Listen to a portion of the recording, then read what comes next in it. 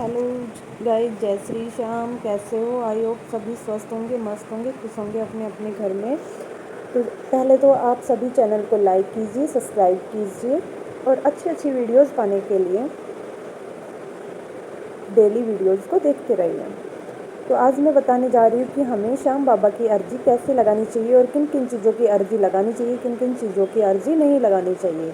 तो सबसे पहले तो हमें एकादशी जिसको बोलते हैं ग्यारस ग्यारस बोलते हैं ना, उस दिन हमें श्याम बाबा के आगे हाथ जोड़कर प्रार्थना करके अर्जी लगानी चाहिए। अर्जी लगाते समय ध्यान रहे कि हमें बाबा को निस्वार्थ भाव से प्रार्थना करनी चाहिए कि बाबा हमें इस चीज़ की ज़रूरत है, आप हमारी ये मनोकामनाएं पूर्ण करें।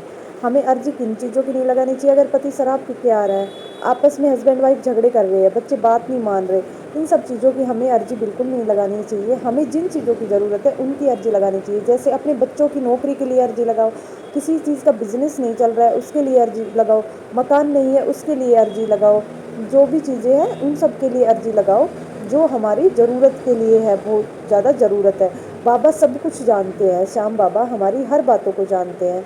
दूसरी चीज़, हमें ये चीज़ें ध्यान रखनी चाहिए कि हमें बाबा को रिश्वत दे के, कोई भी भगवान हो, आप जिसको भी अर्जी लगा रहे हैं, जिस भी भगवान को मानते हैं, उनको रिश्वत ना दे कि मतलब आप हमारा ये काम करवा दो, हम आपको ये चीज़ चढ़ाएंगे या फिर ये चीज़ें करेंगे। ऐसी भगवान के पास सब कुछ है, वो तुम्हें देने के लिए बैठा है, वो 56 भोग अपना लेके बैठा है। आप लोगों को उसके लिए रिश्वत नहीं रखनी है। हम तो भगवान के बच्चे हैं, हम उनसे कुछ मांग रहे हैं। तो हमें अर्जी लगाते समय इन चीज़ों का ध्यान रखना चाहिए। हमें किसी से भी कुछ भी बाबा को रिश्वत देने के लिए नहीं प्रार्थना करनी चाहिए। हमें जो भी हमारी मनोकामनाएं पूर्ण नहीं हो रही है, हमें उसके लिए अर्जी लगानी चाहिए। और किसी भी थर्ड पर्सन के आगे हमें ये चीज़ें नहीं करनी है। हमें सिर्फ अपनी और बाबा से डायरेक्ट बात करनी है। और ज़रूरी नहीं कि अर्जी, आप एक बार बाबा के होके देखो, श्याम बाबा के होके देखो, उसको सब पता है आपको किन चीज़ों का दुख दर्द है। वो आपके सारे दुख दर्द दूर कर देगा, सारे दुख दर्द दूर कर देगा। बाबा को सब पता है आपको क्या दिक्कत है क्या नहीं है। आप बस हाथ जोड़कर बाबा को ये बोलिए, बाबा संभाल लो। अब आप ही हो, आपको सब पता है हमें किस चीज़ से दिक्कत है, क्या हमारे घर में परेशानी है, क्या हमें परेशानी है। आप बस अब आकर संभाल लो हमें। रिश्वत बिल्कुल नहीं देनी है। अर्जी लगाते समय याद रखें कि हमें निस्वार्थ भाव से, ऐसा नहीं है कि किसी का बुरा करने की अर्जी लगा दी। और आप अर्जी लगाते समय किसी भी चीज़ का त्याग कर सकते हैं। जैसे कुछ लोग जैसे त्याग करते हैं कि बाबा जब तक आप मेरी ये मनोकामना पूर्ण नहीं करोगे अपनी बात मनवाने के लिए, कि तब तक मैं चप्पल नहीं पहनूंगा, या बाबा आप मेरी ये मनोकामनाएं पूर्ण नहीं करोगे तब तक मैं अच्छे कपड़े नहीं पहनूंगा, जो है उसी में ही जो भी है, या मैं एक टाइम भोजन करूंगा तब तक आप मेरी ये अर्जी कंप्लीट नहीं करोगे। तो आपको इस टाइप से आप ये चीज़ें कर सकते हो अर्जी लगाते समय।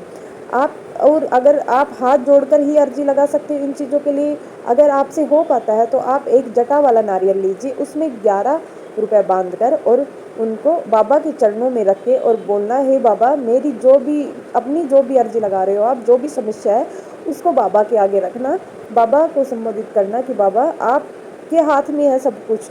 और आप जैसे ही अर्जी लगाते हो और सुबह शाम बाबा की पूजा पाठ करते हो, सुबह शाम बाबा का नाम जपते हो, आप देखोगे आपके सारे संकट कष्ट बाबा अपने आप हरेगा।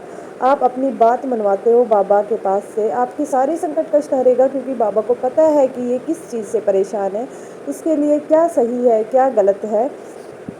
आपके घर में मकान नहीं है, मकान के लिए परेशान हो रहे हो, आप अर्जी लगाओ पूजा। आपके बच्चे नौकरी में नहीं कामयाब हो पा रहे हैं, आपका पति कामयाब नहीं हो पा रहा है नौकरी में, बिजनेस जो भी बिजनेस कर रहा है उसमें लॉस हो रहा है, कोई दुकान नहीं चल रही, तो आप अर्जी लगाओ।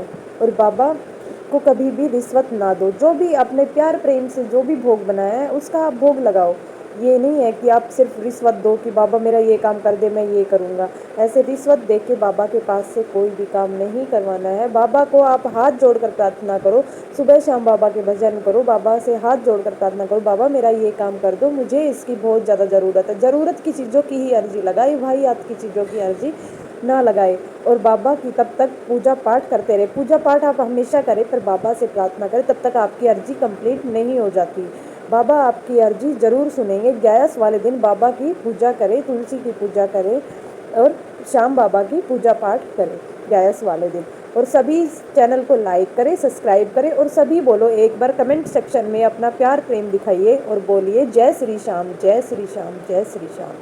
सब जय श्री श्याम बोलिए और सभी चैनल को लाइक कीजिए, सब्सक्राइब कीजिए और ये अर्जी आप एक बार लगा के देखिए, आपका चमत्कार आपको खुद दिख जाएगा। श्याम बाबा की शरण में जाके देखिए, या आप जिस भी देवी देवता को मानते हैं आप उनकी शरण में जाके देखिए, आपको खुद दिख जाएगा कि बाबा कितना साथ देते हैं अपने बच्चों का, कितना साथ देते हैं बाबा। बाबा के पास सब कुछ भरा हुआ है, सब कुछ देखता है। आप एक बार बाबा को याद करके देखिए, अपने दुख में एक बार बाबा को याद करके देखिए कि बाबा मैं इस मुसीबत में फंस गया हूँ, अब आप ही मुझे निकालो।